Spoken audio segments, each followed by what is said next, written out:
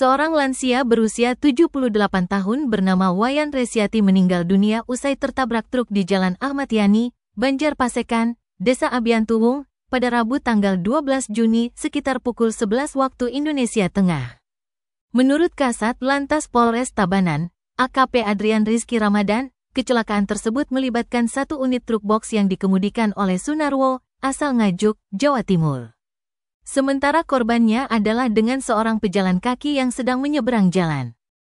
Kejadian bermula ketika truk box yang dikemudikan Sunarwo melaju dari arah barat menuju timur, atau dari kota Tabanan menuju Denpasar. Saat di lokasi kejadian, Sunarwo bermaksud mendahului truk di depannya dengan mengambil haluan kiri dan memasuki jalur kiri. Namun, Sunarwo tidak menyadari adanya seorang pejalan kaki yang sedang menyeberang jalan. Akibatnya, truk yang dikemudikan Sunarwo menabrak Wayan Resiati.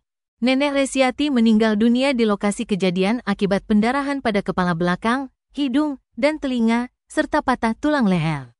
Saat kejadian, korban sedang menyeberang jalan ke utara dari arah selatan setelah bersembahyang di sebuah pelinggih yang ada di selatan jalan. Jenazah Nenek Resiati dititipkan di instalasi kamar jenazah RSUD Tabanan dan akan segera diupacarai oleh pihak keluarga.